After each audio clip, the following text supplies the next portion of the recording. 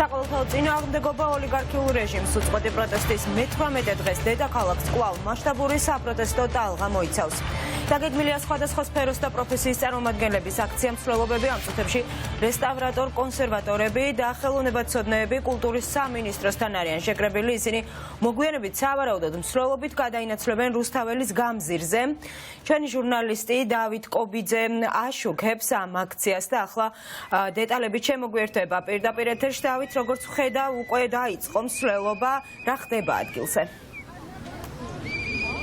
რამდენიმე წუთია რაც დაიწყეს მსვლელობა კულტურის სფეროს წარმომადგენლებმა, კერძოდ კი დღეს კულტურის სამინისტროსთან 2 საათზე დაიწყეს შეკრება, როგორც უკვე უთხარი მაყურებელს, ხელოვნებაცოდნეებმა და რესტავრატორ კონსერვატორებმა.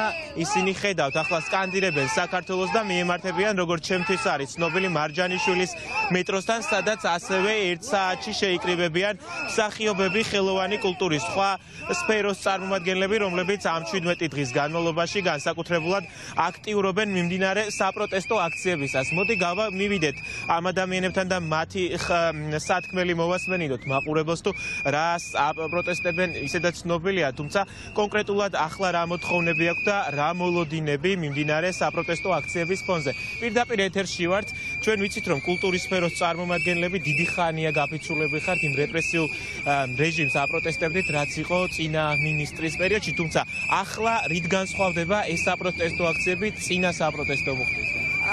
წინა საპროტესტო აქციებიდან არაფრთან განსხვავდება, მოთხოვნები ისევ იგივე გვაქვს, ანუ ხელახალი არჩევნები და უკანონო პატიმრების განთავისუფლება. ჩვენ როგორც კულტურის სფეროს წარმომადგენლები ველოდებით უკეთეს მომავალს ჩვენი ქვეყნისთვის. დიდი მადლობა. მოთხოვნები არის უცვლელი, რაც აქვს ყველა სფეროს, ყველა წარმომადგენელს და ყველა მოქალაქეს, ვინც 17 დღეა დგას დედაქალაქის ქუჩებში, რომ ჩატარდეს ახალი სამართლიანი არჩევნები და გათავისუფლდეს ყველა რეჟიმის პატიმარი. გავაგრძელოთ აქ შეკრებილ მოქალაქეებთან გასაუბრება. პირდაპირ ეთერში ვართ. თქვენ რა მოლოდინები გაქვთ? ყოველ დღე უკვე მე-17 დღეა ხედავთ ქუჩაში ამდენ ადამიანს, ყველა სფერო თითქმის გაფიცულია, გამოდიხართ ქუჩაში. თქვენ რა გაქვთ სათქმელი აი კულტურის სფეროს სახელით? მხოლოდ დამაიმედებელი, დარწმუნებული ვარ, რომ გადაიარა ძირითადმა პრობლემურმა დღეებმა და გამარჯობა არის ჩვენს ხელთ. უბრალოდ ეს ჯერ არ მატერიალიზდა იმდენად, რამდენადაც ამას ველით.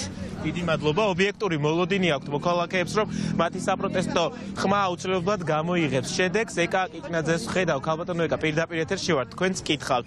არ ახალია თქვენი პროტესტი, კულტურის სფეროს წარმომადგენლების პროტესტი, თუმცა ახლა ხედავთ, რომ ყველა სფერო დგას ქუჩაში. ყოველდღიურად ეწყობა საპროტესტო მსვლელობები. რა მოლოდინი გაქვთ საბოლოოდ, როგორ დასრულდება თქვენი ეს საპროტესტო მუხტი?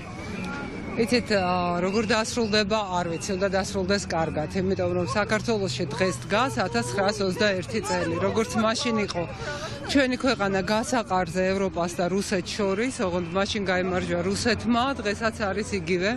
ოღონდ დღეს რუსეთი უნდა დამარცხდეს და საბოლოოდ უნდა გაიმარჯვოს ევროპული საქართველოს პერსპექტივა. მადლობა, ეკა კიკნაძეს უსმენთ პირდაპირ ეთერში. ოპერატორს ვთხოვ კადრში გაჩვენოთ მსვლელობა მიემართება მარჯანიშვილის მეტროს მიმდებარე ტერიტორიაზე. აქ როგორც უკვე გითხარით, შეკრებილები არიან ხელოვნებაცოდნეები, რესტავრატორები, ასევე რომლებიც დიდი ხანია უკვე აპროტესტებენ, მანამდე აპროტესტებდნენ იმ რეპრესიულ პოლიტიკას, რომელიც ჰქონდა ყოფილ კულტურის მინისტრს თეატ ულუკიანს, თუმცა გაყალბებული არჩევნების შემდეგ ისინი აქტიურად ითხოვენ ახალ არჩევნებს, უკვე 17 დღეა კი არიან ქუჩაში და სხვა მოქალაქეების მსგავსად ითხოვენ ახალ არჩევნებს და პოლიტიკური პატიმრების გათავისუფლებას. გავაგრძელოთ ამ ადამიანებთან გასაუბრება, ბესო გთხოვ აი წინ რომ დავდგეთ, ვაჩვენოთ კადრი და თან გავაგრძელოთ მოქალაქეებთან გასაუბრება. პირდაპირ ეთერში ვართ, იქნებ კი ბატონო, სხვა მოქალაქეებს ვკითხოთ მათი სათქმელი, პირდაპირ ეთერში ვართ. თქვენი მთავარი სათქმელი გითხარით, მოთხოვნები ცნობილია, თუმცა რა მოლოდინი გაქვთ საბოლოოდ, სადამდე მიიყვანს სისტემას აი ეს კრიზისი, რომელიც მათი მოქალაქეებისგან უკვე შექმნილია, ასევე საერთაშორისო პარტნიორების მხრიდან. ჩვენ რამდენიმე მოთხოვნა გვაქვს. პირველი, რაც ძალიან მნიშვნელოვანია, ეს არის რიგარეშე ახალი არჩევნები და ასევე ყველა იმ პოლიტპატიმრის გათავისუფლება, რომლებიც გაზაფხულიდან მოყოლებული არიან დაპატიმრებული რეჟიმის მიერ. დიდი მადლობა.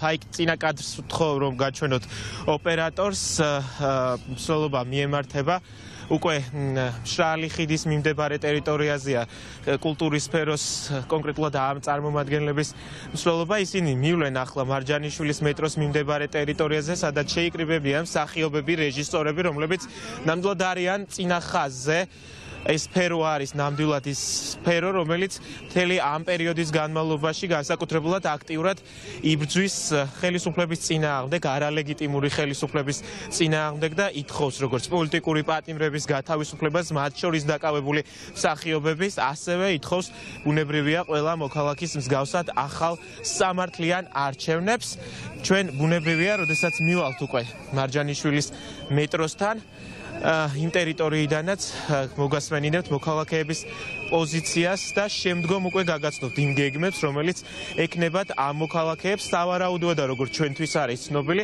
ეს გაერთიანებული მსვლელობა სხვა მსვლელობების მსგავსად, რომელიც დღეს ასევე არის დაგეგმილი, მივა საბოლოო დანიშნულების ლოკაციამდე, რომელიც უკვე 17 დღეა არის პარლამენტის წინ რუსთაველის გამზირი.